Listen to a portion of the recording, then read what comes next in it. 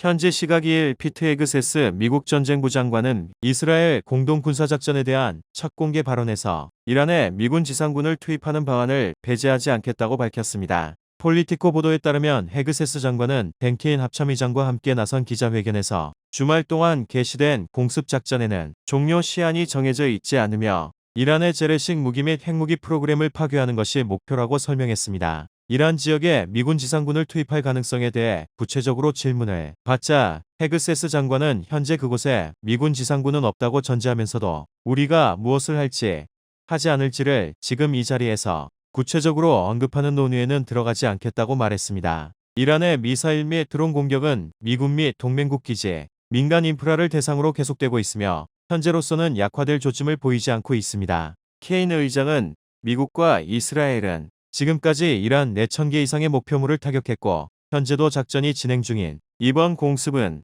이란이 국경 밖으로 힘을 투사할 수 있는 능력을 차단하기 위한 것이라고 밝혔습니다. 이런 가운데 트럼프 대통령은 뉴욕포스트와의 인터뷰에서 다른 대통령들은 지상군 투입은 없을 것이라고 말해왔다며 나는 지상군에 관한 울렁증은 없다면서 지상군 투입이 필요 없겠지만 만약 필요하면 보낼 수 있다고 말하며 이란과의 중동 전면전이 확전되는 양상을 보이고 있습니다. 현지 시각 2일 미국 중부사령부가 X를 통해 전날 밤 전략폭격기 B-1B 동원해 이란 본토 깊숙한 지역의 탄도미사일 시설을 타격했다고 밝혔습니다. 그러면서 트럼프 대통령이 말했듯이 우리는 그들의 미사일을 파괴하고 미사일 산업을 완전히 초토화할 것이라고 강조했습니다. B-2 스텔스 폭격기가 이란의 지하 탄도미사일 시설을 타격한 데 이어 죽음의 백조라고 불리는 B-1B 폭격기까지 공습에 참여하며 이란과의 전면전에 총공세를 펼치는 모습입니다. 이런 가운데 중부사령부는 오만만에 있던 이란 함정 11척을 격침했다고도 발표했습니다. 이틀 전 오만만에 있던 이란 함정 11척이 현재는 0척이라고 했는데 압도적인 해군력을 바탕으로 이란 해군 섬멸 작전에 나선 것으로 보입니다. 중부사령부의 또 다른 엑스게시글에서는 복수의 FA-18 전투비행대가 이란에 대한 지속작전을 지원하고 있다면서 미군은 압도적인 미국의 화력을 쥐약안으로 투사하고 있다라고 강조하며 이란에 대한 보복 공격 작전 수위를 최대치로 끌어올리고 있습니다. 중부사령부는 이란이 미국 항공모함을 타격했다는 주장에 대해